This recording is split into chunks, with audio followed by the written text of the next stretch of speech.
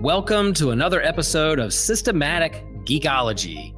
This is a space where we seek to create and cultivate healthy conversations between those things we geek out on and the philosophical and theological questions that often arise out of our fandoms.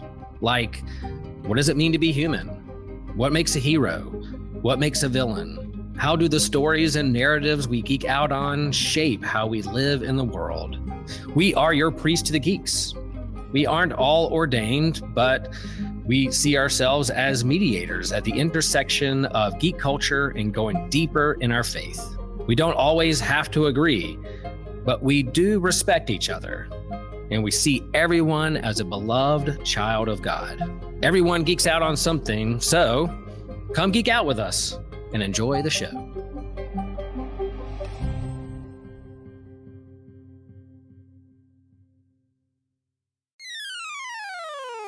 You're listening to an Anazao Ministries podcast. Well, that is certainly a question that we will attempt to answer today. Guys, we are back with another What's News episode, and today we're going to be focusing in on two IPs, Inside Out 2, and of course, Series 1 or Series 14 of Doctor Who, depending on how you look at it. Also, maybe 60. I don't know. We have a lot of fun. Can't wait to get into this one, guys. Hey, and if you're watching this live on our YouTube or on Facebook, go ahead and shout out where you're listening from, and we'll throw it up on the screen. And, you know, if you're catching up and just do it later, we'll still acknowledge you, right? Yeah. So, hey, also, we want to thank one of our supporters. You can support our show on Patreon, Capfeed, or Apple Podcasts. We appreciate everyone who supports this show. But today we want to do a special shout out for Trip Fuller. We love you. You're awesome. Thank you for supporting the show.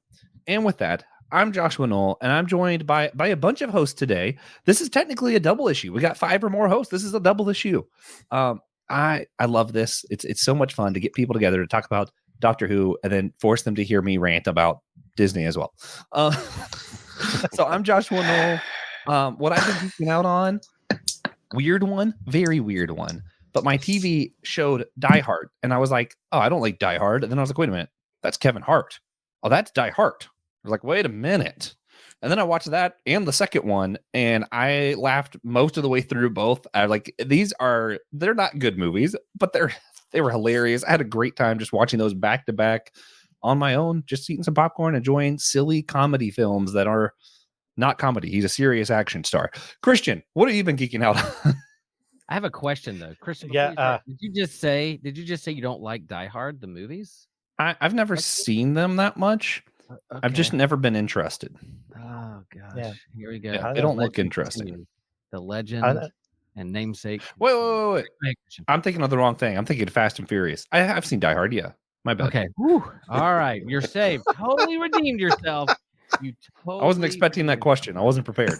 Christian, what are you geeking out on?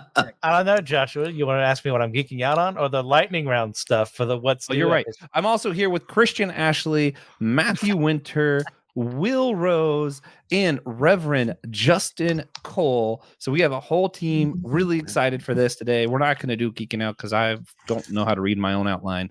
But guys, if you want to give us positive ratings and reviews anyway, and you're on a laptop, the thing that helps us the most is if you go to podchaser.com and leave us a rating and review there. It helps the algorithms tell other people that we're important, whether we are or not. If you're on Spotify, do the rating, leave a 5-star Apple Podcast, rate and review. And of course, if you're on YouTube, smash that like and subscribe button, because when you don't, you're really smashing Will's heart. So you have a choice. You're smashing something, either Will's heart or that subscribe button. To not knowing the difference between Die Hard and Fast and Furious. So if you don't smash that, it is. And we don't have any live viewers yet, so I can't shout out where you're from yet. But if you are and you say later, we'll throw it up on the screen. We appreciate you guys. And now we're going to jump into our lightning round, where we're just going to talk about some stuff that's not our main topic, but is still new that we wanted to shout out. Of course, I got to shout out The Boys. Season 4 just started. We're on episode 4. Holy crap. It is so good. They changed so much in the show from the comic, specifically to fit our current political season, and the commentary that they're making and just showing exactly how dangerous some of our political rhetoric is today. It's so good. I'm eating it up. And then even just how like twisted Homelander can be. And like that last scene of episode 4 of him in the elevator, just drenched in people's blood. And he just starts grinning. Oh, so menacing. So menacing. So good. Before I do any others, we're all just going to do one to start. Christian, what's something for the lightning round? I watched earlier today Ultraman Rising, which is one of the new anime originals for Netflix. It's not beholden to its own continuity, some prior continuity, I should say. And it was a ton of fun. Had a lot of good things to say about being a parent, about looking after people. What does it mean to be a hero? I really enjoyed it. Nice. Matthew Winter, you got something for the lightning round? Nothing new. I'm still just watching through the new Digimon. Hey, perfectly fine. Will. Yes, I am all into My Adventures with Superman. I love it. Yes. Like season 2, it is like Avatar: Last Airbender anime / animation. Is charming. It's great. It's Superman year 1, year 2. Him and Lois's relationship are so great. His friendship with Jimmy. They introduced Supergirl. And it's like the last episode had very like not as violent, but invincible like themes of who are you, your warrior, what are you going to do? It was fantastic. I love this episode. It is appointment television when it drops on. I can't watch it Sunday morning because I'm working, but Sunday evenings, you better believe I'm pulling up. Mm-hmm. Yeah. Wait, your church doesn't have an evening service? How dare you, sir? Reverend Justin. No, it doesn't. You can watch it online in the evening if you want. Yeah, I have to. I work in one. Yeah. So I literally have to watch it in the evening. Right. Well, I was going to say the same thing that Will said, but I'll also say I've been watching Acolyte, and Yeah. I got to watch the Star Wars stuff. Even if I don't always love it, I gotta watch it, and it's been interesting. I want to know what the turn this is about to take. I could throw that in too. I've been watching Acolyte, keeping up on it. Yeah. Oh, we're gonna have a good conversation when it's all said and done. Yeah. Fellas. Yeah. Mhm. If no one else said anything, I was going to mention it and then infuriate Will because I just think it's the most average show I've ever seen. It's done nothing to infuriate me, and it's done nothing to excite me. I am totally disinterested. You're not talking about My Adventures of Superman. You're talking about No. Yeah, Acolyte. I gave up on my Adventures of Superman like halfway through season 1. Oh my gosh. Okay, yeah. I'll disregard Joshua for that, but I am agreeing with him for the Acolyte. I am not having fun. I don't think it's written for me. Yeah. I'll just put it that way. I just don't care. However, if they do a spin-off show that's all about the witches that showed up, I'd watch that. I'm interested in the witches. I think That's what. Goodness gracious! I like Star Wars witches. I think they're cool. Tonight, also, I'm just going to shout out a couple other things. You can see this on our comic book catch-up. You hear me talk more, but Mortal Terrors, and then of course Scotty Young is doing Ain't No Grave. Issue 2 recently came out. So freaking good. All right, anybody have anything else for the lightning round? Yeah, House of the Dragon episode 1 released not too long ago. It was a very good start back. I'm ready to see more. Mm. I'm with you. Ditto. That's fair. Anybody else? All right, then we're going to call that a wrap on the lightning round, and we're going to jump into Inside Out 2. A little bit different from what we usually talk about, but you guys know I'm a huge Disney nerd. I love anything Disney animation, and Pixar falls under that for me. Pixar is fantastic. Inside Out, the original, did a lot of groundbreaking stuff as far as animation. This one didn't do so much with animation, although the animation scenes with hockey, freaking awesome. So freaking cool. But the reason this popped up on my thing, before it started showing up on all of my Instagram feed and Facebook feed and all over my algorithms, everybody's talking about it. The first thing I saw was actually in my podcast feed. 3 different science podcasts I follow all talked about this film. So I don't know. Has anybody else seen Inside Out 2 yet? I have. Christian has? Yes. What are your thoughts, Christian, before we do anything else?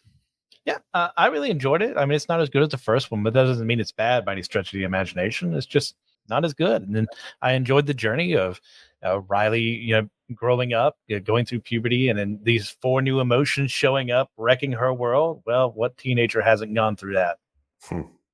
And they got me again. They made me cry in the first film. They made me cry again this time during her panic attack. Yeah. So I think most of the audience reviews have been close, but it hasn't been quite as good as the first one. I think I like it probably just as good. The only thing that really kept me from it, and this is like more of like a societal comment than anything, just because it is the month of June, and I know who's on my Facebook feed. I was like, man, if Disney does something to promote LGBTQ, and I have to hear everybody argue about it for the next month, I like I had a little bit of anxiety about that happening. Even though I would have supported the message, I hate having to hear all the fighting all the time. Like I was like, I don't need that in my life, you know. Pride like, Month is very quiet this year. I agree, and I think it's calculated because they really overstepped last year. We could talk about Disney. Anyway, well, Strange New Worlds was something Disney did that was like very LGBTQ. I thought it was really good, but no, not Strange World. Yeah, Strange World, not Strange New Worlds. Thank you. But that's not what we're here to talk about. Talking about Inside Out 2, so they introduced some new emotions. She's going through puberty this time. The big thing that comes up is what emotions they chose. And there's a little bit of controversy around a little bit of stuff like that. Before we get into that, though, Christian, since me and you were the only ones who watched it, 0 to 10, where are you putting it? And then where would you put the first one? The first one's an easy 10 for me. This one's probably maybe an 8.5, 9 at the most. Nice. Yeah, I'd put the first one at a 9 and this one at a 8.5. 8.5. Yeah. I mean, they're close, but okay. So this one, the big controversy. So the new emotions that they chose. Once you hit puberty, on top of what you already have, you have disgust, love, fear, and sadness. This film adds anxiety, embarrassment, envy, and ennui. How do you say that? Ennui? I don't know. I don't know how to say that. It's French and pretentious. I hate it, but it's just basically disinterest. It's how I feel about the Acolyte. Indeed. But no, it was interesting, the choice that these are the 4 that came in, and of course there's a little bit of retconning because the last movie you saw full-grown adults and they still only had 4 emotions, and they even kind of play a joke about that at the end where you see anxiety pop up in Dad, and he's like, "Wait a minute, does she like a boy?" Mom, was it one of them? No, they showed up in the mom and the dad. They just both said different things. Oh, that's right. Yeah. Anyway, the dad's thing though, he immediately responded with, "Who cares? Let's watch the game."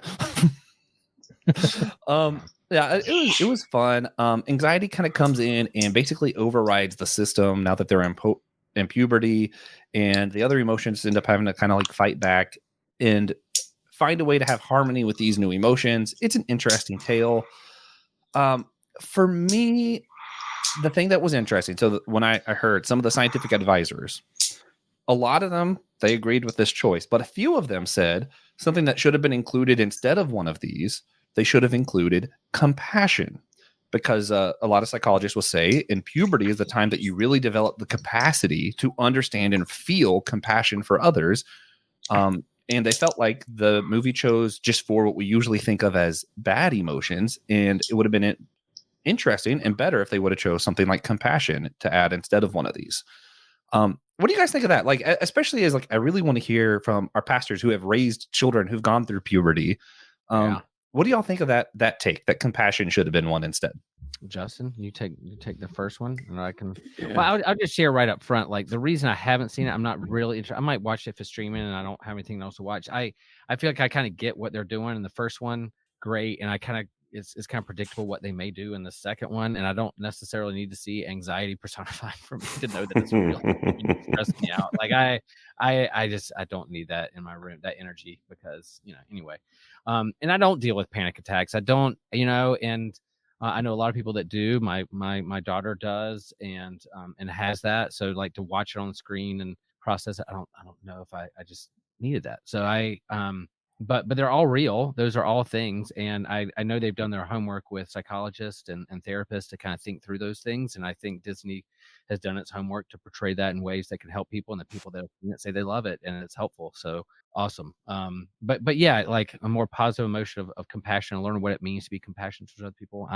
That would have been a great move. And I think learning to be human around other humans, and then how to relate to others, and then kind of manage your emotions, and then also understanding, let go of the emotions you feel like you don't have control over, and then learning how to love another person, have compassion towards another person, empathy towards another person, I think is a big thing that hopefully this movie is teaching us.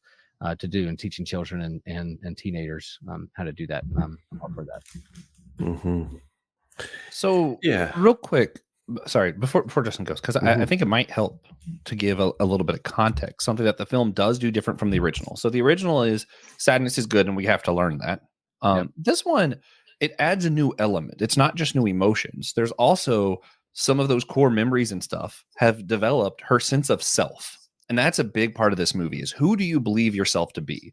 And at the beginning, she believes herself to be a good person. And then it kind of takes over when anxiety goes, and she has this new identity, and she thinks, I'm not good enough. That's how she identifies herself. And by the end of the film, it kind of teaches a more nuanced thing of like, hey, with all these emotions and all these core memories, I'm able to develop the sense of self that says, hey, sometimes I'm a great friend. Sometimes I'm not. Sometimes I'm a surfer, but I'm also a pastor, right? Like, playing on Will stuff. And so I thought that was really interesting how they played with sense of self too. So it is a different film in that Does way. it share, like the both and thing is important, and it's hard for, in terms of how our brains develop it is very either or, black and white in certain developments. And eventually as you get older, you can hold that nuance. Was there a sense of like a progression of like your sense of self grows and progresses, and you can hold those nuance together? Because Will, now at soon to be 52 is different than Will at 22 and at 13, but I'm still the same person, but I continue to like grow, and I'm a process of becoming to my process friends, so does it do that? Does it show that up a little bit? Yeah, unfortunately, mostly near the end. And it kind of sets it up, which I actually like how they do it, because it kind of sets it up as either I'm a good person or I'm not good enough.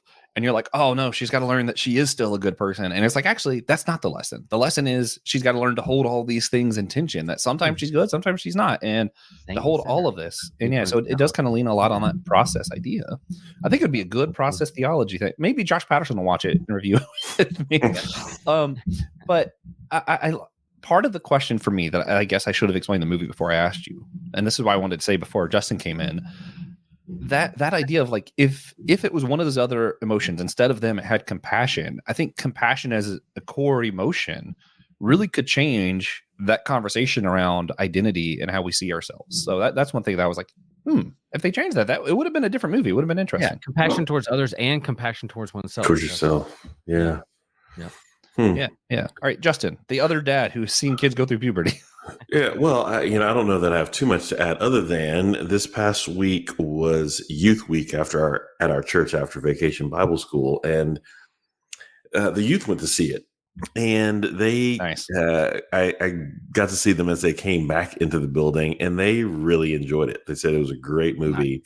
It resonated with them in the place where they are, and so I think that's a thumbs up to the movie as teens come in and say, yeah, I felt seen by that movie. As to whether compassion could have been added, I'm all for the adding of compassion as an emotion to explore, and one that you can put in tension with some of these other emotions that we feel. Consolations and desolations, to use kind of Ignatian type language, and so there are a lot of, we talk a lot about the desolations, the desolate feelings of the teenage years, like anxiety, like this concern about a sense of self and perhaps a fragility that's there. But we don't always talk about the constructive emotions, and I think that's one of the things that the first movie did well, is put things in a kind of a balance. And so I would hope that the second would, or future movies would, but not having seen it, that's all I think I should say about it. But I do like this idea of adding compassion to the our youth are going to see it on Sunday too. I think that our youth group, and they made it like a family thing. So our youth director made it like, hey, families, young families, come out, let's do like a family intergenerational thing, which I think is important, and hopefully spend some time processing it at the end too, because I think that's mental health and all that is important. Yeah, I want to see if Matt or Christian had anything they want to add before we move on. But I did want to say, as far as like having seen the film, the only thing I think I would add there's a bit of a side story, not side story, but one of the storylines involves her relationship to her friends who are going to be moving to another school and her having a lot of anxiety, not knowing how to deal with that. And I think compassion could have added a lot to the conversation of how she's going to navigate that kind of friendship dynamic. And not only the identity of self and stuff, I think it could have added a lot to the story. So just watching the movie, I'm like, oh, that could have been an interesting addition to the film. And really, I feel like I would have gotten rid of the one I can't pronounce, because like he was cool, but I don't feel like he played that much of a role in the film. So I think he could have, if I had to replace one, I probably would have replaced him with compassion. Christian or Matt, do y'all have anything you want to add before we move on? Can you hear me? Yes. Yeah, I was just having sound issues, so I was making sure you could hear me. Yeah, I think that's about right. Teenage-ish. I mean, obviously, it depends on the kid, like 11 to 15. But that is definitely when we begin to understand fully that other people think differently than we do and have other opinions from us. So, anxiety and FOMO are part of that, but also compassion is it builds out of that as well. And I think like age and hormones and all of that is part of it, but also absolutely going to be environment and all of that as well. I do like how the memories helped form identity. Mm-hmm. Yeah. All right. Christian, do you have anything else you wanted to add? I probably, instead of compassion, would have named it empathy. And that time is when, you learn sympathy a little younger, but like actually understanding the feelings of someone else and then being able to, I went through that. That's kind of the age range where it's not perfected by any stretch of the imagination, but it's beginning to have that awareness of, they stubbed their toe. I can either laugh or remember the time I stubbed my toe, or they just went through a breakup. I can help them through that because I went through this. So maybe something like that is what I would have done instead of compassion, but I get what they're going for by wanting to add that other positive emotion in that regard. Yeah. We interrupt our regularly scheduled podcasting for an important message. My name is Tejas. I come to you today to inform you that for as little as $0.00 a week, you could in fact help us by joining our Discord channel. We'd love to talk to you guys there.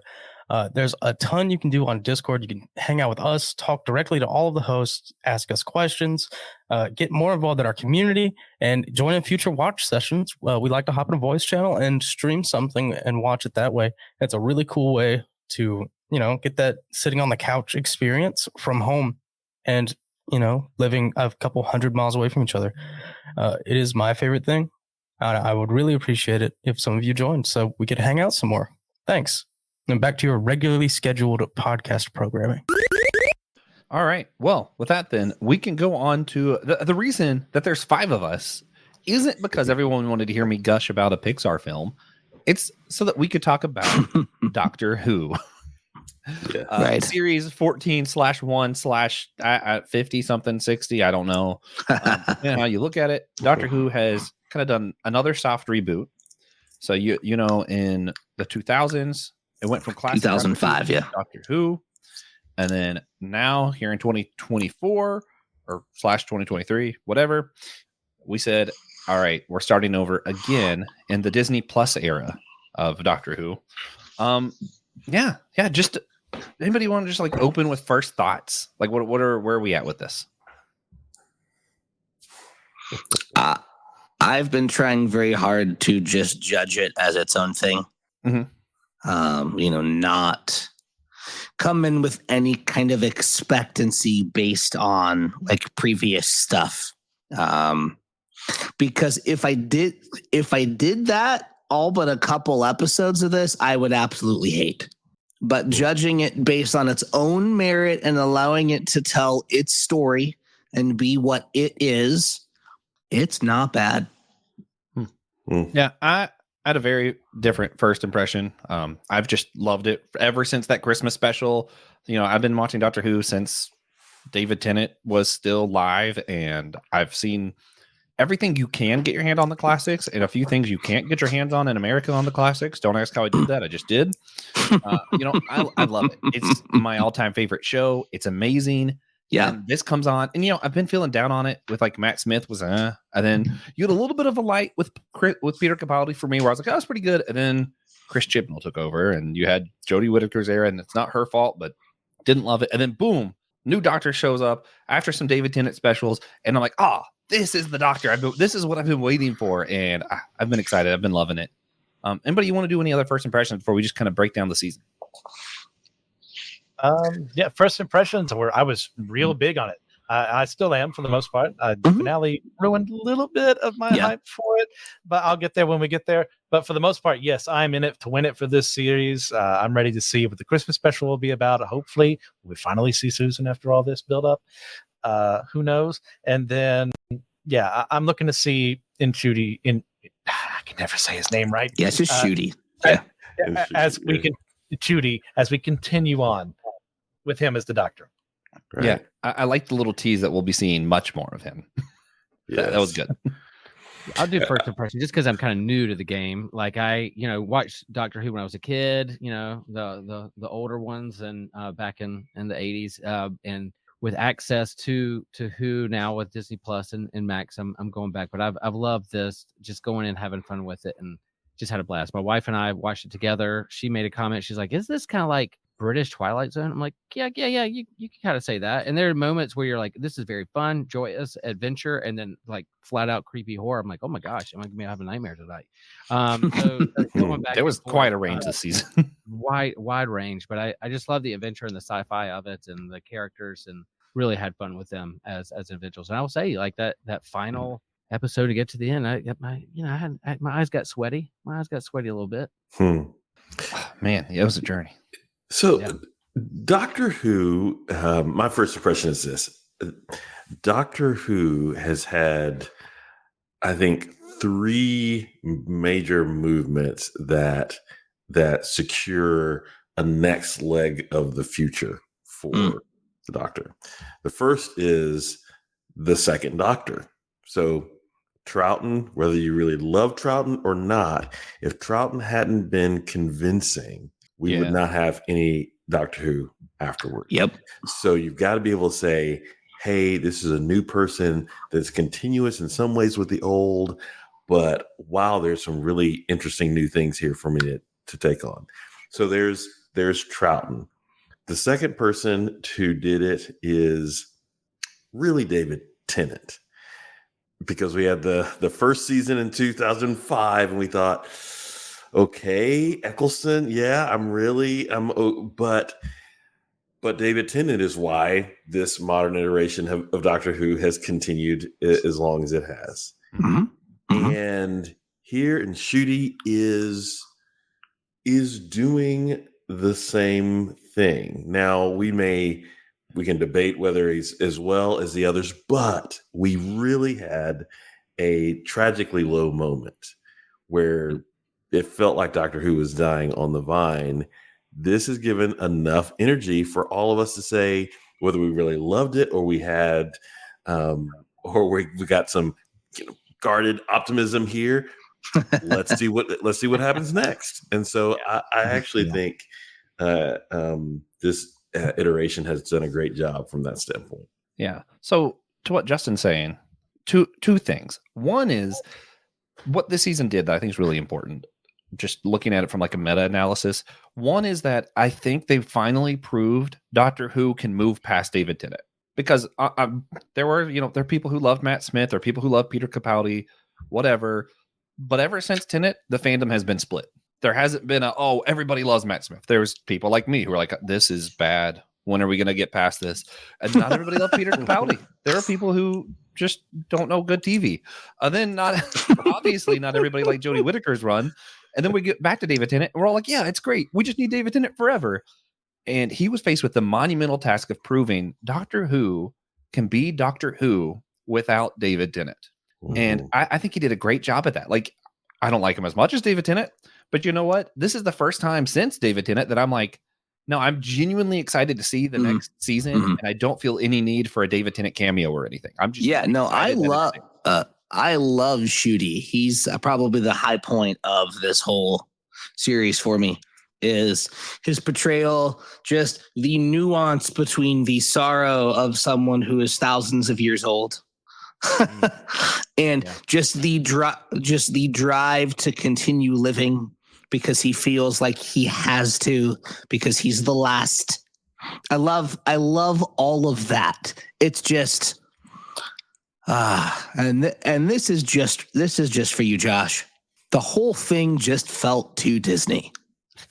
Nope. My problem, only if I had to have any problem, it wasn't Disney enough. I honestly, I would not have known at all there was any Disney influence personally. The musical episodes don't give it away to you that it's Disney? No, that just shows me that it's very clearly that Russell T Davies is doing something bigger than this season. Because also, most Disney things don't have music in it. Take Inside Out 2, for example. Anyway, Anyway, the other big thing I was going to say, though, that this really helped the series move on for him, Flux was so atrocious of a plot that it was like, oh, how are we going to move past this? And then we were all like, maybe he'll just come out and say we're going to ignore it and act like it didn't happen. And then David T. Russell's is like, nah, I'm going to incorporate it. I'm not going to act like it didn't happen. And for me, that gave me all kinds of anxiety. I had a little orange thing controlling my brain. And I'm like, wait a minute. Why can't we just move past it and act like it didn't happen? And the season finale of this season, it didn't get rid of Flux, but it fixed some of the outcome so that the show was able to move forward without us all having to constantly think about how bad that was. So that I love both of those things. Before moving forward, Christian, if you just had to quickly summarize the plot for this season, how would you do that? Sure. So we start. The 15th Doctor has doing his own thing, finds this mystery girl, name is Ruby, who doesn't really know where her parents are. She was left at a church on Christmas Eve. Some goblins, that's fantasy elements, start coming into our science fiction series, come in, try and murder some babies. There's a nice little musical number about that. They're able to join up. Doctor has a mystery. Who is Ruby Sunday? And then your mileage may vary about where that goes later on. We see some space babies. Then we go and deal with the Celestial Toy Maker's child, the Maestro, who is trying to take music for their own and use it for their own ends. Then we go to where they end up on an alien planet for the first time for Ruby, and the Doctor steps on a landmine, and they have to deal with the efforts of war and how religion factors into that. Then we have 73 Yards, where the Doctor steps on a fairy circle, and in this disappears, leaving Ruby alone with a mysterious entity, person, woman, who knows? They're not going to tell you because that would ruin the mystery.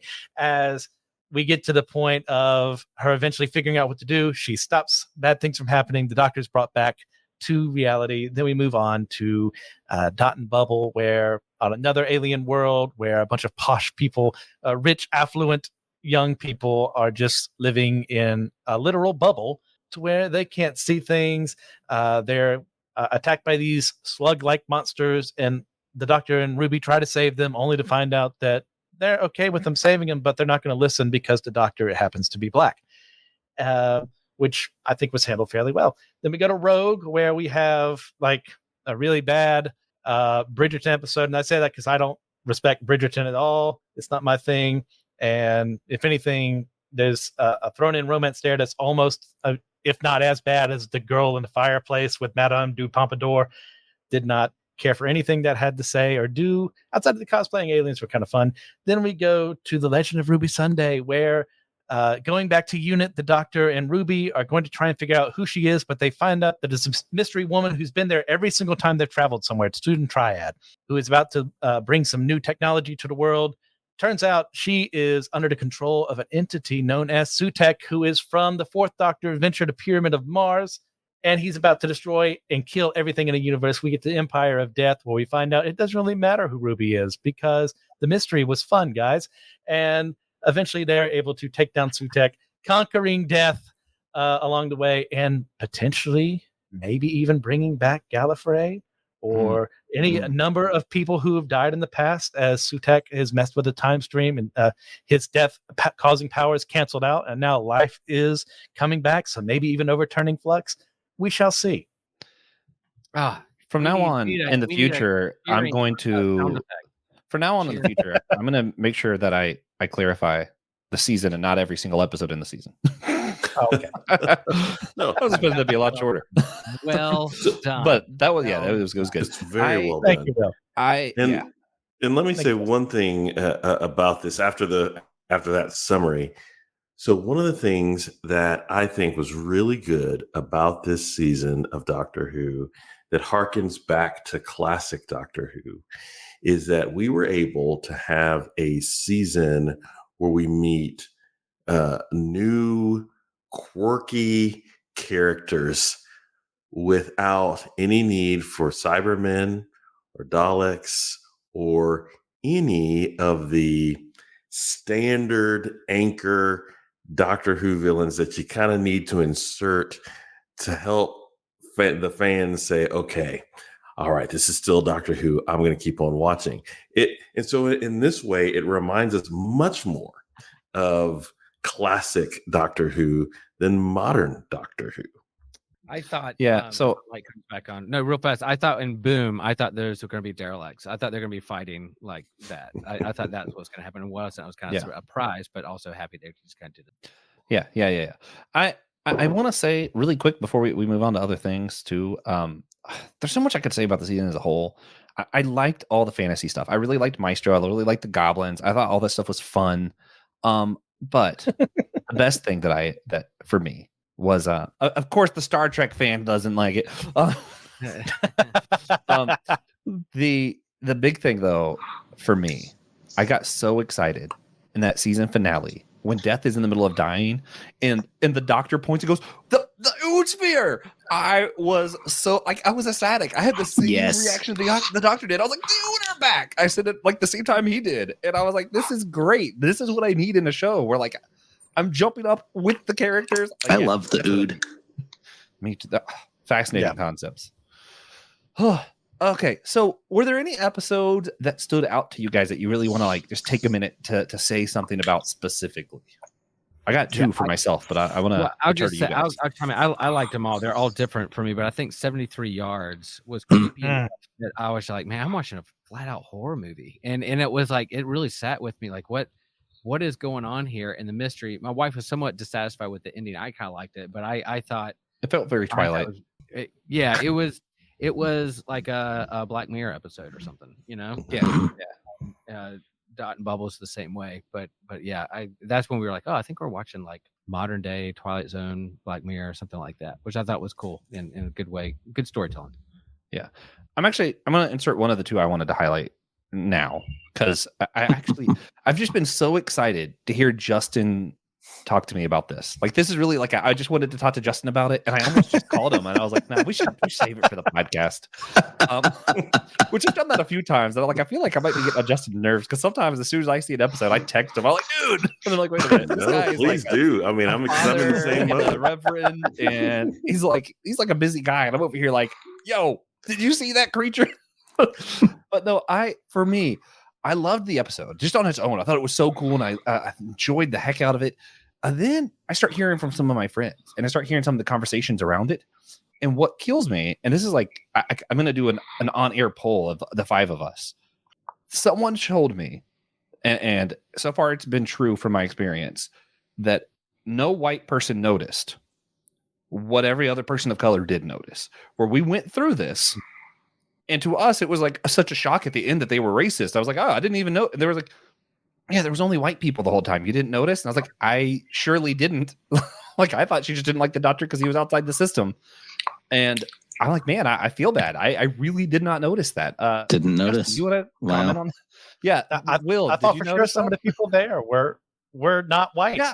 And I wasn't even thinking about race the whole time until the end. It's like, oh, okay, sure. That puts some things in perspective, but I mean, it shocked me a lot. Yeah. Will, did you notice? Or I slightly noticed, but I think the head fake was like how immersed they were, and I was so captivated by being so in their own bubble of technology and like the Black Mirror understanding of social media and your own algorithms and being blind to what's around you because you're looking at your screens the whole time. That was like the concern. I didn't really notice the race or like I think that's how they got male, female, like all that stuff was kind of like, no, I'm just like appalled at what our future could be with looking at screens all the time. And then the flip at the end of kind of the race aspect was there. So, and both things are important to talk about, I think. Oh yeah, But that's where let's Justin first. I want to hear it. This is why it was one of the reasons why that was such a clever episode and really one of the best episodes in Doctor Who.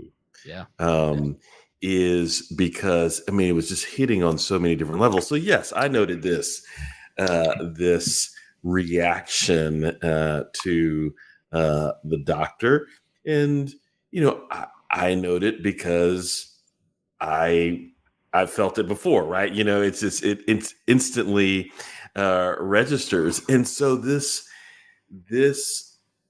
episode allowed us to, on multiple levels, talk about the ways that we are separated from one another, the ways we devalue one another. Just so many things this episode did, and did it brilliantly because it was so subtle.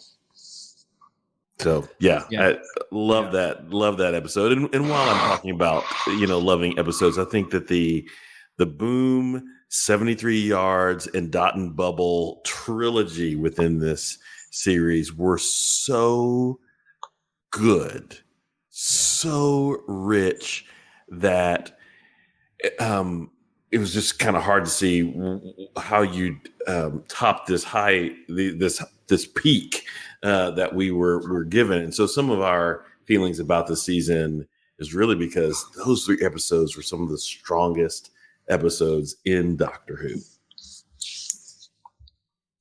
Yeah, you're muted, buddy. Yeah, I was right there with Will, and I was like, hey, this social media, this stuff can be dangerous. And I loved how they were showing that and demonstrating it. And then to show how it was so funny because I'm watching it almost judgmental about these people. Like, they don't notice the world around them. How could they not notice this? And then boom, at the end, it's revealed to me there was something I didn't notice the whole time. And I'm like, oh crap, I'm these guys. Like, I'm blind. And it's not necessarily because of social media, but I'm also blind to some stuff that's right in front of me. But Will, did you want to talk as someone who is a pastor at the foot of you and Justin are both right there at the foot of UNC Chapel Hill. How does this ring true of how we're blind to things because of our phones or technology that we immerse ourselves in? Yeah, and then I'll just add it definitely rings true. But and Black Mirror has a great episode about that too, like in terms of likes and chasing likes and that kind of stuff. But the whole aspect, but also coming off of COVID and reconnecting with people, we were forced and rightfully so isolating for other people's safety, but then online, and then we're Zooming and we're connecting with people in different ways digitally. But then how do you come out of that and reconnect with people and learn how to be face to face with others and notice around you? And there are some things that were revealed within the pandemic in terms of race and racism and equity and sexism and science and how we relate to all those things were there. So I think, how do we connect our algorithms? Who do we swipe away because we don't want to hear from them, or we don't like the way they look, or whatever? Who's in my algorithm or not? I think rings really, really true. So it was a good social commentary, and I loved how it spoke to that. And that's good sci-fi, man. They have adventure, they have weird aliens, they have tech, but they also speak to and hold up a mirror to what's going on in our own society. So I thought it was really, really well done. Mm-hmm. And what we're trying to say, the tech will be here. We can use it. We can be good stewards of it. It's a tool to help us in how we engage with each other. But man, we're trying to find ways in our communities and faith communities to really connect and go deeper with one another in relationships, and see as other people as human beings, not just those in our silos or algorithms or had the most likes, blah blah blah. Yeah. No, it's good stuff. I know we have on the show before. We already talked about the first 2 episodes. We talked a little bit about Boom, 73 Yards. Now we talked about Dot and Bubble. Are there any other episodes that stood out that you guys want to mention something about before we? I have another one, but I'm going to deter to someone else. I'll do The Legend of Ruby Sunday, our penultimate episode. I watched that with a good friend. It was fun. Yes, that did heighten the experience. President, no, I was at Joshua's house and we watched it together, and I had that moment where I was like, okay, with the information presented to me, do I actually think I understand who this villain actually is? And I looked at Joshua and I said, okay, follow me for a second. He said, okay. I thought he was crazy. Right. Susan, Triad Technologies. What is a diminutive of Susan? Sue. What is a shortened form of technologies? Tech. And I said, Sue Tech. And if I'm wrong, you can call me wrong. And I really did. I thought he was crazy. I'm like, they're not doing that. And then it shows up on screen. And I'm like, yes, one of my favorite old Who villains. Well done. Back. And how he ends up dying in the finale. You know, your mileage may vary. But I was like, yes, I'm so hyped for the next episode. This is a universe-ending threat that just came out. That if I rewatched the Pyramid of Mars earlier to remember what happened there, and Tom Baker is not showing it on his face, but the Fourth Doctor is just terrified at the prospect of Sutek getting out, and it's brought back here again, and now he's free, and it shows what he can do. I was so happy about this, and then we have the whole thing with Ruby trying to find her past to and Unit working alongside them because the Doctor has asked us to do a favor. Like Unit's functional now. We're not going to tell him no. And then we get to the scene where it turns around and this enigmatic figure who left Ruby behind, could it be her mother? Well, we find something else later on where it just turns out she's just really very much of a big giant ham, where knowing there's a CCTV camera there, she points at a street sign instead of anything of importance because that's what she wants for her daughter's name. But I'm not going to go there. We're not talking about the finale yet. I just want to say for the record. I'll just say real fast, like I like that aspect of the end, and I can't wait to get into it with Christian a little bit. I love it. Well, to be contrary to both of them, I don't buy the end.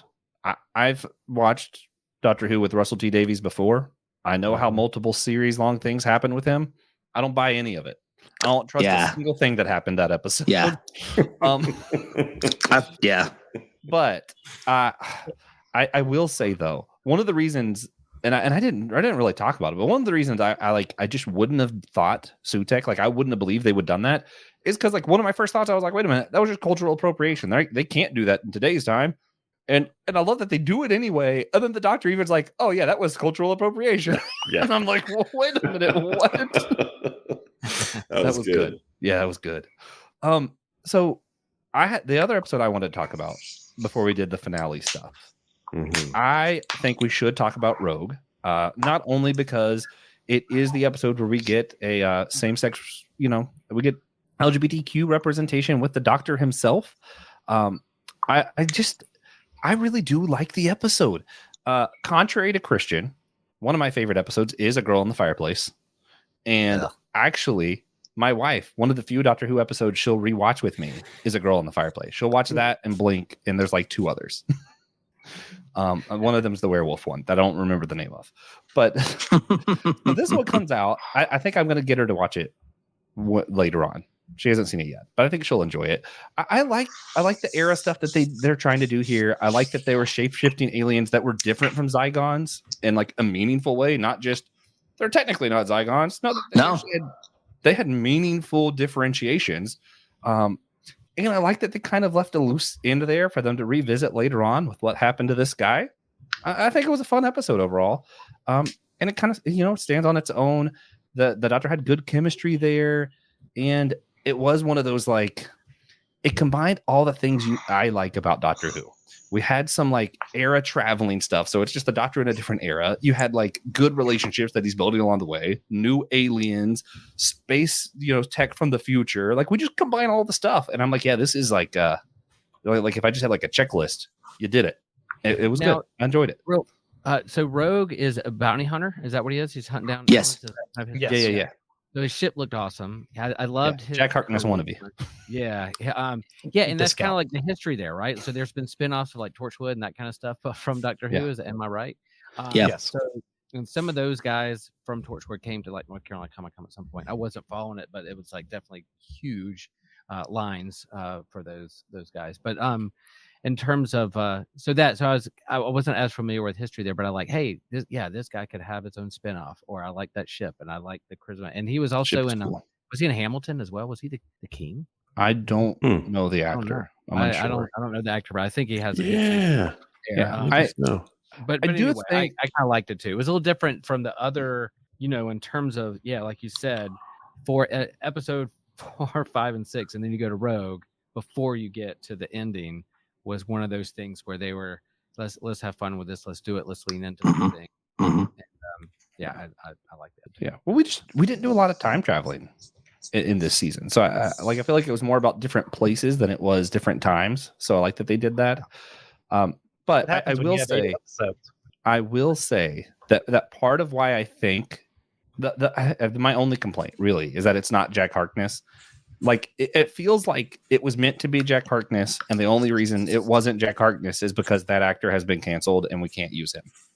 Like that's kind of how it felt like to me, which I'm for. There's really good reasons that people don't want to work with him, but it's also kind of like, man, I wish the character was a little bit more different from Jack than just technically being someone new. Yeah. Well, yeah, because I mean,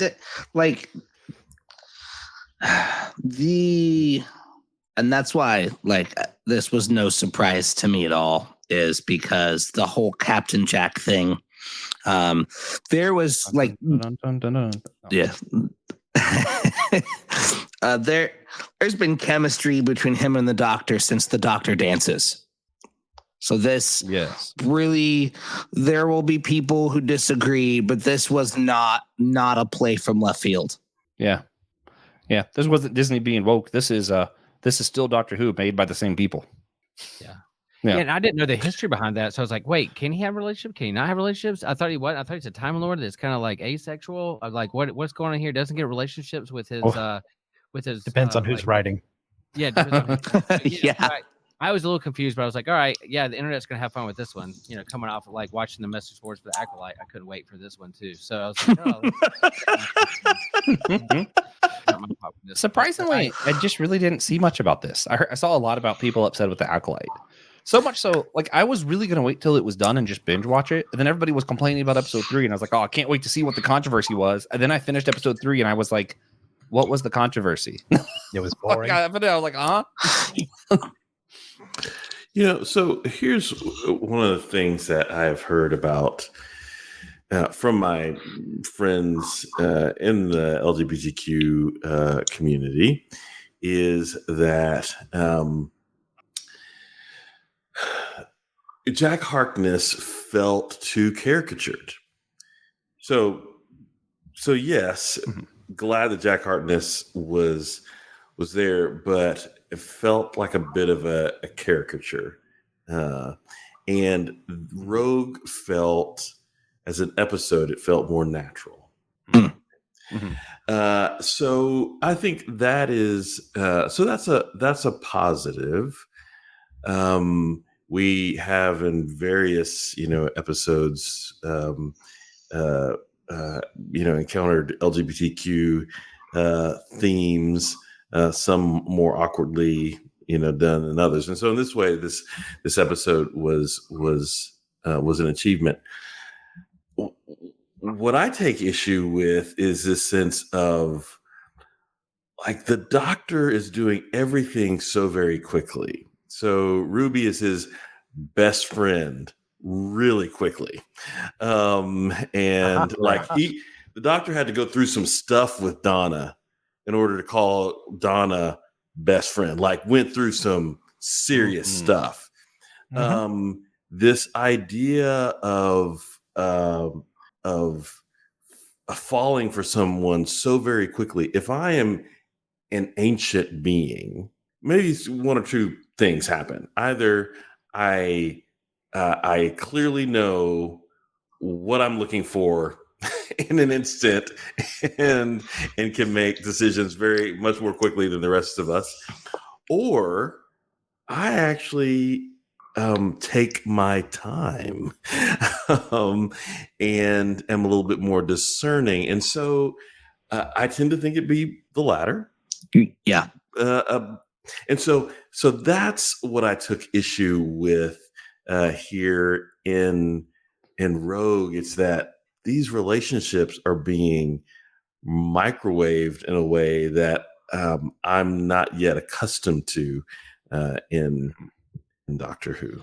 Yeah. So I'm two going to things second with Justin that a lot. was that one, I feel like a lot of the stuff with like the Friends, especially, like it happened too fast because their season was just too short, and that's what Christian's about to rant about. Yes.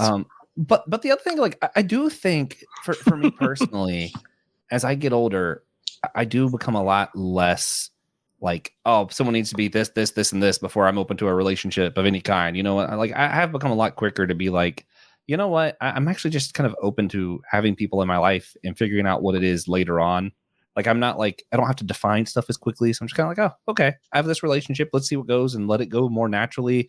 And I'm married, so a lot of this stuff doesn't apply to me when it comes to like that kind of relationship. But like I've known people in my own family who got older, and after things have happened, like it's become something where they just let stuff happen a little bit quicker because they're just more open to letting things happen. Like it doesn't ending a relationship or losing someone seems to be less and less terrifying the more you've gone through it, I guess. I don't know.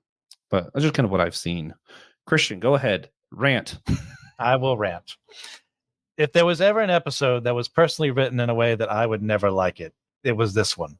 That removing the whole relationship to begin with, same sex. Forget about that. That's not why I'm offended. I know who I'm dealing with. It's Russell T. Davies, or would you call him earlier, Joshua? Davies T. Russell or something like that? I've heard it both ways. Yeah, of course you have. So, I've heard it both ways.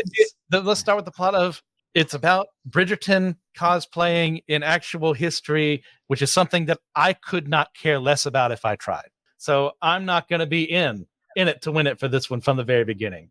And then you introduce Discount Jack Harkness, who, if we had spent more time with his character over multiple episodes, I could maybe believe it a little more that he and the Doctor might be romantically interested in one another. In the same way Justin was mentioning about him and Ruby being best friends. It's like, I believe that they're friends. I'm not sure if they're best friends yet because we've just had 8 episodes, 2 of which happen on the same day, pretty much at the very end. I need more time with these people. So I don't know what the budget is. Why don't you just stretch it out just a little bit more to give more time so that we know who these people are? So that I know who the 15th Doctor is. I don't think we've fully submitted who he is. And I like what is being done with him. I just don't think I know him. I mostly agree.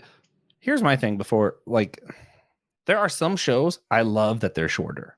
For personally, the Miss Marvel miniseries that Disney Plus did, I wish it was shorter than it was. I think it went too long.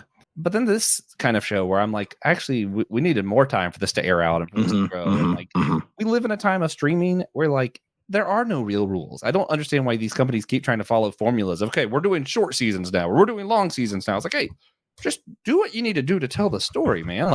Like yes. It's no right. Well, and it's quantity over quality. Really, they want to turn out 20 shows a year that have 8 episodes instead of making 4 good shows with full 20 episode seasons.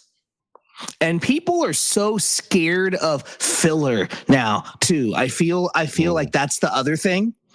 Because in a 20 episode season, there's gonna be episodes that are and it's like that's a bad thing now. I just want to say on the record that technically Scooby Natural was a filler episode, and I dare anyone to say that wasn't a masterpiece. All right. The only good thing that came after season 5. Christian. More on that Thursday, guys. So let's go ahead and move on to this finale. Can I say a few things? Yeah. Okay. Because we were talking Dot and Bubble, and I didn't really say anything. Mixed feelings there. I love the episode. It's fantastic sci-fi. It's fantastic social commentary. I hate it as Doctor Who. Yeah, not following you there. Well, so Doctor Who, whether it's classic Who, New Who did it some in the Moffat era, but and then obviously the Chibnall stuff, which we won't talk about. But to me, Doctor Who has never really been like a let's do relevant, pertinent social commentary type. It's always been, I'm just going to write a story about whatever. And it's more of this just telling a story to tell the story. It never had these poignant political social commentary type, other than like overarching, like war is bad kind of, Yeah, I was going to say, there was the whole genesis of the Dalek. That's kind of like the most famous Doctor Who but story. that's morality and that's ethics, and those are like more generic things than being like specifically relevant, targeted commentary. Well, I think it was targeted a lot at like the transhumanism movements of the time, and then a lot of the war commentary that was happening at the time that was released. And maybe I just don't know the history that was happening at the time, and that's true. But to me, that's not what Doctor Who does. It's not that kind of show. So while it was a fantastic story, and I absolutely love Dot and Bubble, I hate it as a Doctor Who episode. All right. Yeah, I mean, everybody has opinions. And that is one. You're one to talk. Yeah, that's true. I still have the worst opinions here. Let's go back to My Adventures of Superman. Yeah, I mean, I think this is clearly we are trying for some reinvention here, a fresh start. And Doctor Who, again, at various, especially from the movement from classic Who to new Who, I mean, that felt different and it felt discontinuous from classic when we started it. And so we didn't exactly know what to think, but we got on board. We liked it. We thought that it was newer and fresher toward what we needed as contemporary fans. And here there's this another iteration of this where they are experimenting with a kind of resonance and relevance that will be for a time, and it'll run its course, and we'll have to see whether it stands up. But I do know that, gosh, I mean, as far as some sermon fodder, I could preach on a couple of these episodes, and have some fun with it. So a few of these will preach, that's for sure. Yeah, from that standpoint, I'm like, all right, let's just see where we go with this. Yeah. But I know you want to talk about some of the closing here as well. Oh gosh. Oh yeah. I love 2/3 of the finale. But the where was I? I was going to mention something else too. Oh, I'm sorry. I am the derailer. Slightly concerned because I know they did not get really good reviews for this season. So I'm concerned of how they react to that, because what I was hoping would happen is that everyone would have the reaction that like me, Justin, and Christian, and maybe Will and Matthew seems to be like halfway there, where he likes it about half as much as I do. But I love Shooty. He's great. I want to see more of him as the Doctor. I want to see more of him as the Doctor in more of like a classic Doctor Who kind of, more of a drawn out. That's the other thing, except for the finale, these were all single episode stories. I love single episode stories, but that's not what I was. What was I saying? Sorry, I lost my train of thought with that. The derailer. You suffered from the derailer. Dun, dun, dun. ADHD plus derailing equals super bad. Someone help me out. Oh yeah. What I was hoping would happen was that it would get all the reviews from people like me, Justin, and Christian, and Will, and half of Matthew, and it would be like, oh, hey, people love this. Next time we'll do it again, but with more episodes. And now I'm thinking, oh, they're going to see bad reviews, and it's going to be longer before we get another season. They're just going to keep doing short seasons. And I'm like, I don't know. I don't know. I'm worried about the reaction to this. This is the Disney thing and the challenge of it. Now, Disney is distributing. I suppose if Disney says, "Hey, we're not going to do this," BBC will take it up in its customary way. But we all know that Disney prefers these short seasons that pack a lot in. I mean, so that's part of the just challenge of modern TV in the streaming era that is so dominated by Disney. Now, Disney is all about the ratings, y'all, and so I don't know what they'll do with it. I think Doctor Who will continue. I just don't know in what form it will take. I just don't know about that. You did give me a new thing to fantasize of what could happen. What could happen is people later jump on and the reviews go up. Then everyone really likes when they do with Daredevil, where they give us 9 episodes and then another 9 episodes for an 18 episode season. And then they go, hey, we'll do more 18 episode seasons and I'll get 18 episodes. That'll be great. But let's talk about death. Yes. Christian, when death shows up on the screen, does a little orange creature go to the monitor in your mind and start controlling you, or like what happened in that final episode?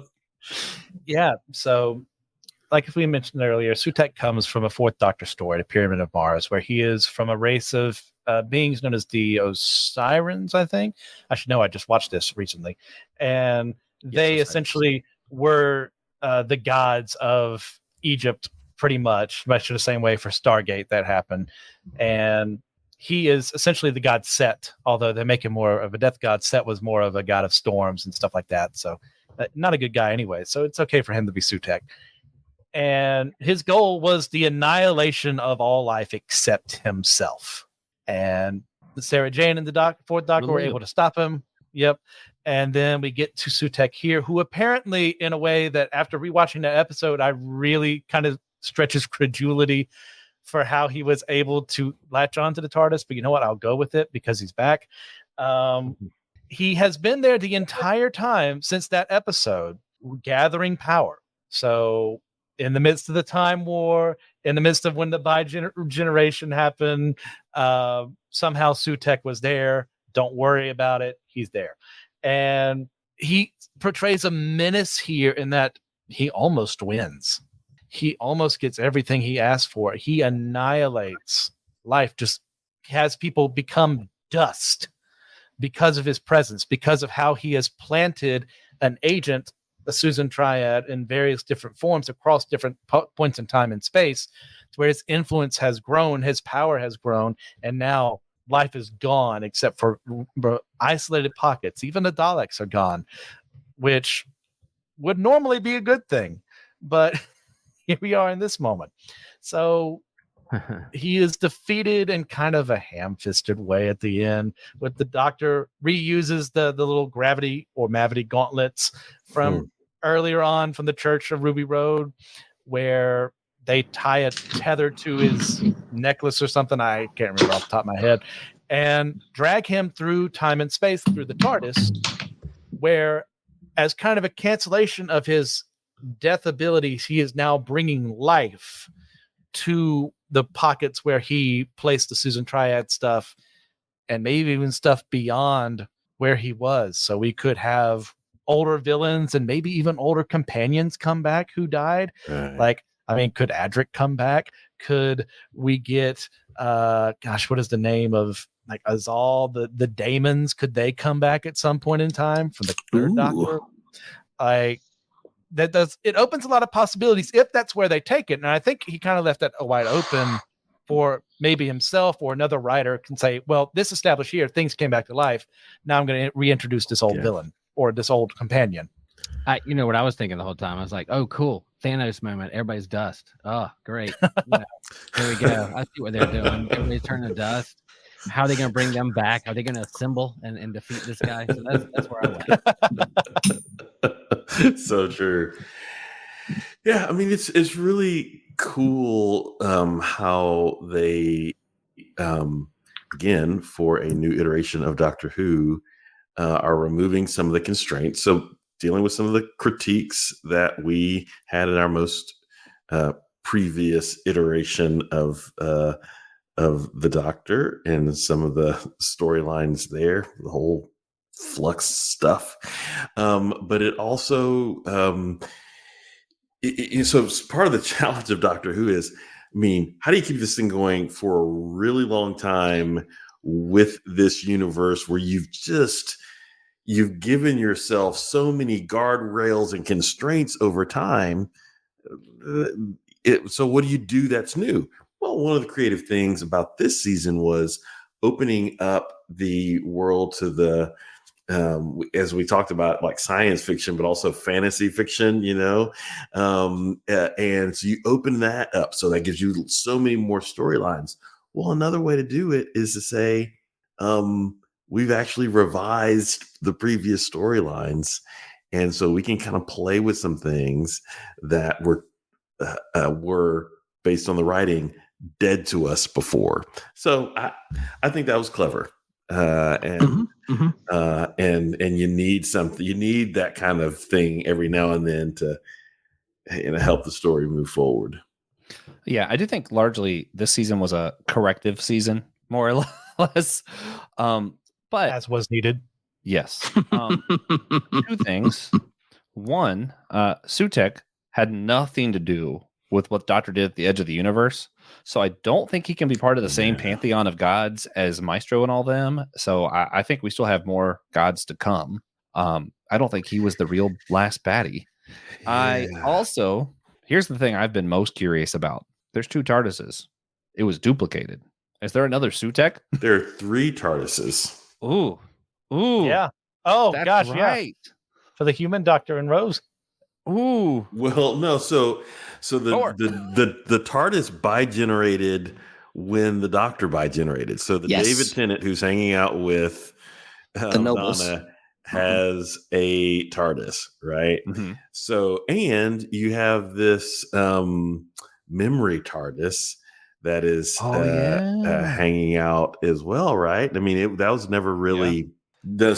They didn't finish that storyline, yeah. No, they did not. So you've got these TARDI out there, and so I don't know exactly what we do with that, and because we have them existing, the memory TARDIS is a different thing, but the bi-generated TARDIS, is there a version of Sutek that is still connected to that TARDIS? Huge question mark there.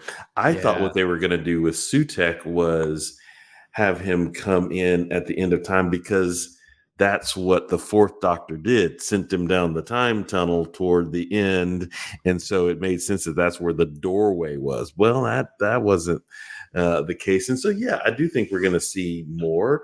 The woman the mysterious woman who we see at the end, who we see having a chat with Ruby's grandmother, says, I had so many plans. So this person was also turned to dust, right? But before she got turned to dust, she said she has so many plans. Well, she's back, and there's some other plans. Sure. And she knows who the Doctor is, and she knows what a TARDIS is. Yeah. And there's something going on. What I don't know is on her suitcase, it had Penzance on there. So I don't know what. I keep on thinking, is there some kind of Doctor Who hook with the Pirates of Penzance or something? But I don't know what that clue was meant to tell us. Oh, man. But to get us back on track, Will, how do you feel like they did handling like this whole idea of the bad guy is death and Doctor represents life? And in the end, death created life and life had to kill death. I'm a part of a religion that deals a lot with life and death and resurrection. So I was playing around. I was like, let's bat around these concepts and ideas a little bit. It's everything right down the road of like a Christian understanding of life and death. Not necessarily, but if you're going to philosophize around the meaning of life and death and all those things, I I'm all for it. So I like that aspect of it, and the dust and who's coming back, and it's like there wasn't a sense of like, oh, this is the end of Doctor Who. This guy's gonna win. I like this guy. Yeah. People love this guy. They're gonna come back. So I was like, how are they gonna do that? How are they gonna do that? So I love the nostalgia TARDIS and the Easter eggs within there, like past Doctor Who's and what they're holding on to in the strings. I like that. And I'll also even say that I liked, I don't know if Christian likes this, or even Matthew, but like who Ruby's mom is. I love that. And because I still don't know who her mom is.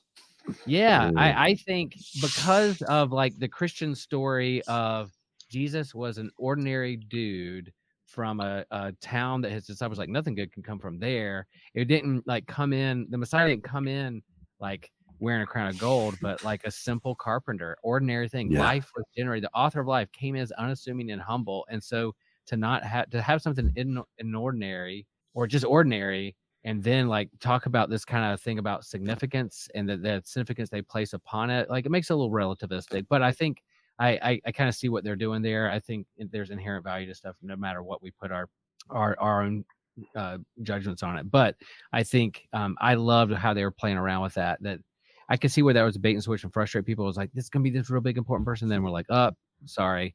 But the fact that ordinary life, because life is ordinary, like most of the time you're just not on a TARDIS going from one era to another. You're going to work, you're getting the same foods that you like every day, you're waking up having coffee, and you know what you're going to put in your coffee every single morning. Like there's ordinary aspect of life. And that, why are you spying on me? I know, exactly, because I know, Matthew, our common ground is we both know what we're going to put in our coffee tomorrow morning. So I think I like that aspect. I was like, oh, that's good. I'm glad that they wrote it that way, because it was a little bit, unexpected. And also I can relate to that in terms of how I understand this rabbi from Nazareth to be. Right. And we don't need to have companions every single time that are so otherworldly for some reason that right. I mean, we've already had Clara. We've done that. We've had Clara. We've had, Donna became that in a way. We've just Rose became that in a way. So we've got so much of that already. But every Doctor in the modern era of Doctor Who has had a moment where they talked about how special regular, ordinary people are. Mm-hmm. And this was another one of those moments. And so I do think that's a through line across modern Who, and it's a really important one. Mm-hmm. Mm-hmm. Yeah, that was sorry, Christian. That was the one thing. So it's actually part of why the only thing I am aggravated at is that I just don't think that's going to end up being her real mom. And if it is, there's going to be all kinds of caveats that we're going to find out 2 seasons from now. But there's just too many things that aren't clear for me to think that Russell T Davies just missed stuff. And I'm like, nope. It's gonna be something else, and it's gonna get revealed seasons later. And I feel like it's gonna cheapen that message, and I like that message. So that's the only thing that I'm like, I don't like that, because I don't think that that's actually gonna be the case 2 seasons from now when he pulls a Rose Tyler and he's like, oh, you thought she was gone, but here she is again. But I like that message. And it harkens back to, ironically, one of my favorite Doctor Who moments and one of my favorite Christmas specials is from Matt Smith, my second to least favorite Doctor, where the guy goes, he's asking, who is that? And he's pointing at the girl that's in the fridge or the freezer or whatever. And he goes, oh, no one important. And the Doctor's just, that's amazing. I've never met someone who's not important before. I love that moment. I'm like, that is Doctor Who. And yeah. So I do like that through line. Yeah. I hope it doesn't get cheapened later. Oh, I would go ahead, Christian. With everyone. I would agree if we had not started off with the mystery of who she is, who her mother is. If you don't ask those questions as much as you're asking them, then if she's just an ordinary person, well, yeah, that's fine. But then you build up a whole season where the maestro is like, there's something different about you. What's this song inside of you? There's something that's messed up. So if this is a misdirect, they got me good. I will admit full fault a year from now, whenever it releases. 2. So yeah, 2, whatever. So hold me to that when that happens. But if this is exactly as stated, and her mom is just a 15-year-old who was in a relationship with another 15-year-old, wasn't ready for the responsibility, gave the baby away, just happened to be wearing this cloak, just happened to be pointing menacingly in a direction that we turn as just as her being a large giant ham would be like, I want you to name my daughter that. And that's why I pointed at the street sign, not at the TARDIS, not at the doctor, not at the Sutek or anything else that she saw. No. It's because I want you to name her Ruby after the road. And that ruins and kills credulity to me. It's Rey all over again. Not that I think that Ruby is Rey, because Ruby is a good, well-written character. Rey, the whole thing was the mystery box. Who is she? Where did she come from? And the answer was she was nobody. Then the answer was actually she's a secret Palpatine. And that's what happens when you don't have writers all working on the same script. So I liked the reveal as Rey as a nobody. We did talk about that. That was cool. Because it worked within what was being made. But then we get to Ruby. It is specifically stated several times. It was never stated about Rey. You must come from a lineage of someone else, or there's a song in your heart that's just different than everyone else. From an eldritch being, the snow happening all the time. That's the one thing that kills me. That was confusing for me. I will agree with that. I don't like it. But once again, if I am wrong and I am being debated on this one, I will 100% say I'm wrong. On air. Yes, on air. Yeah. I think I'm close. I'm close to Christian on this big surprise. Like theologically and philosophically and all of that part of me loves the messaging that she's just an ordinary girl with an ordinary mom from an ordinary place.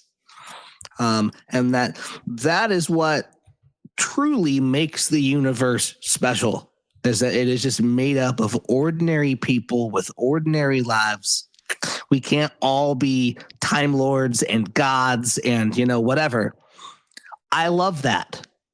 But as a sci-fi fan and a Whovian and all of that, I wanted Ruby to be her own mom, or for her to be some kind of whatever, some weird timey-wimey thing, because it's Doctor Who. Well, don't worry. She will be. Yeah, but so yes, and I'm not gonna say it, but yes, and so I'm with you. It was not as clear as it needed to be. It got wrapped up really, really quickly. What I think they were trying to do was to talk about. So this is again fantasy. It's about magic here, friends.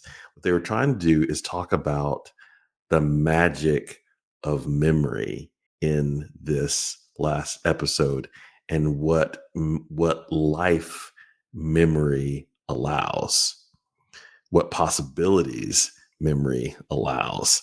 Now, I think that was interesting. Was it done effectively? Clearly not as effectively as they wanted it to be, but I think that's what they were trying to do, is say there is a power at work here that is really simple, but at certain point, and the doctor says this in a speech, at certain moments, I can't remember exactly how he said it, but it was essentially that in certain moments, there's just so much power in that thought, in that memory, that it creates new possibilities that are greater than the gods and greater than the Time Lords. And so it was poetic, but and love that but part. Some of us, but it was poetic, and maybe it didn't land as effectively as they wanted. But I think if they allow that poetry to stand, I actually hope they do allow that poetry to stand. Yeah. Some of that's good. I think the thing that's weird to me, and why this is part of why I don't believe it. Not only is there stuff that just doesn't wrap up, and I know Russell T Davies has a tendency to just bring stuff back like multiple seasons later. It's also that, and this is funny, part of why I don't like Stephen Moffat, because Moffat had this thing of he's going to build up this huge twist, and at the end the twist was another twist, and then you follow that new twist, and then that you follow. Oh, and that twist, it ends with another twist, and then it never actually gets wrapped up, and it's just infuriating. And Russell T Davies kind of does the opposite. He downplays, and then the twist at the end, and you're like, oh wait, that was all connected. What? And that's where Ruby felt really out of place. Everything else was downplayed. It's like, oh, hey, there's someone who just keeps showing up. And, it was kind of like whatever. And that turned out to be the big twist. But Ruby was really hyped up. And that's not something Russell T Davies does very often, which is where I'm like, I don't buy that this is it. But I do like the message. So I'm not trying to like crap all over it. I'm just kind of like, I don't buy it. So I don't want to have a firm opinion yet. Right. I'm not disagreeing with the message of The Ordinary. It's fantastic. God generally works through ordinary means. We may chase gifts and miracles and whatever, but the fact of the matter is God is at work in all of the mundane and the ordinary and the regular people doing regular things. I love that. Theologically and philosophically, it's perfect. Yeah. It's just after all the buildup of who is she and she can make it snow and like all this whatever. Yeah. No. All right. Yeah. There you have it. There you go. And again, I mean, the power of what they were trying to say, they just perhaps did not deliver effectively. I will also say that we don't know who her dad is. That's a mystery yet to be to unfold. Because he was mentioned. So there are all these little. So what we should learn from the Tenet episodes is a line that you might think is a throwaway line could be a whole series, right? Oh, hey, you know what? I introduced a superstition at the edge of time or edge of the universe. That's these whole eight episodes were, kind of a build onto that. So let's just see, which threads they pull on for this next season. I like that. All right. Well, if nobody else has anything else to add, I think it's time that we wrap this one up. We got a little bit over, but we expected to, so it's fine. And with our wrap up, one thing we do for our What's News episodes, it's a little bit different than what we do on our other episodes. Instead of doing a recommendation that's not related, if you had to pick any of the things mentioned, including the lightning round, and to recommend to people who haven't seen it, what would you do? Of everything we talked about, what one thing would you recommend? I'll go first. Super easy. Doctor Who. I mean, it's just, I love Doctor Who. So I couldn't say anything else. Christian, what about you? It's hard to not say Doctor Who, because as much as I was not big on certain parts of the finale, I still liked what they were doing for the most part. I want to see more. I want to see more of 15. I mean, did Ruby leave at the end? Is she not going to be the companion next season? It could go either way. Doctor Who, go watch it. And if that's not my answer, it's going to be Ultraman Rising. You don't need to know Ultraman, just go watch it. All right, Matt, what about you? If you had to pick any of the things we talked about. Oh gosh, what not you did technically mention Digimon. I did. Yeah. So that's a good one. That's fantastic. I mean, it's only available in subbed, but most of us don't care about that. But the new Digimon so far has been fantastic. I love the concept, and it doesn't have any of the 90s goofiness. It's been pretty straight so far. Mm-hmm. All right, Justin, bring us home. Of all the things we talked about, what would you say? Gosh, well, I mean, it's hard not to say Doctor Who. It really is. But because Will is not here, I'm going to say it for him. My Adventures with Superman is a fun, lighthearted show that that isn't that bad, particularly in this season, the second season. All right, I like it. Well, guys, that's bringing us to the end here. We do want to go ahead and let you know that if you can, we really appreciate you like and subscribe on YouTube, or you're gonna laptop, go to podchaser.com, leave a review there. I don't know. Phone, listen to helps. Anything helps. The algorithm thinks we're important, and we appreciate that, whether we're important or not. The things that they think we're important. That's what's important. Well, guys, also big thanks to Trip Fuller for supporting the show. Remember, you can always support our show on Patreon, Captivate, or Apple Podcasts. So be like Trip, because we can't do the show without people like him. And of course, we need you to do one very important thing for all of us here. Remember that we're all a chosen people, even the ordinary, a geekdom of priests.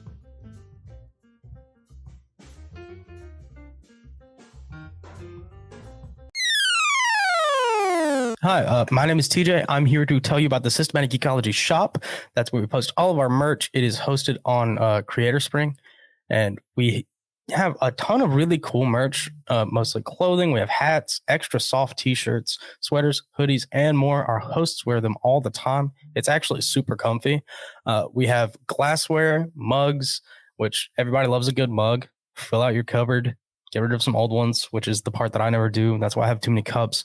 We have cloth bags, posters, and it's really stuff. We like to put our icons on there. We like to put quotes, things we come up with, and it's cool. It's a cool way, and a lot of it is pretty subtle too, to show support for one of your favorite shows. And my personal favorite is actually our SG Dad Cap, which I haven't been reluctant to buy it because now I have to wear hats at work, and then I get tired of wearing hats. But it's really cool. It's really understated. It is our logo right here, and then it says Systematic Geekology on the back. It's great. It's a really good hat. We have a few of them floating around. Check it out. And if we could all just rock the SG Dad Cap in public, I think that'd be pretty sweet. Hello, friends. If you like Systematic Ecology, then there's a host of other podcasts in our network that we think you will like just as much. And so we're part of the Anazal Ministry Podcast Network, and we hope that you can hop over and subscribe with all the podcasts that are on our network. Like, for instance, The Homily, which is, Pastor Will Rose's sermon here in Chapel Hill, North Carolina at Holy Trinity Lutheran Church. You have another podcast called The Whole Church Podcast, the OG, the originals, the beginner of it all. Yes, Joshua, Noel, and TJ working for unity among the church and having great conversations with the wide spectrum of those who are involved in Christian ministry and the church. You have My Seminary Life by Brandon Knight, who's discussing what he's learning in seminary, he is learning his theological studies and bringing to the surface those big things that we're wrestling with and thinking through theologically in the church and beyond. There's the Let Nothing Move You podcast from Christian Asley, who is walking through the Bible in a very Bible study type fashion and walking through the biblical narrative. You have Dummy for Theology. I don't think Joshua is a dummy, but hey, he's going to lift up theological themes that he's thinking about and wrestling with. And maybe there's not a lot of answers, but there's definitely a lot of great questions out there that he's lifting up with some great theologians across the whole spectrum of Christianity. And then there's the Bible After Hours. Man, if you like to get risky, if you like to get controversial, there's this foul-mouthed preacher who goes through the Bible from a more progressive point of view, challenging the status quo of the modern church. Yeah, you don't want any kids around with that podcast. And then you have the Clydes, one of my favorite couples that I like to listen to. One of the hosts here on Systematic Ecology, Taylor and Elizabeth Clyde, go through weekly discussions and kind of a devotional, conversational method of what's going on in their lives, where they see God moving in their lives, and what God is up to in the world. So those are the podcasts, a part of the AMP network. Subscribe, follow. We hope you can be a part of all that great network with the wonderful podcasts at AMP.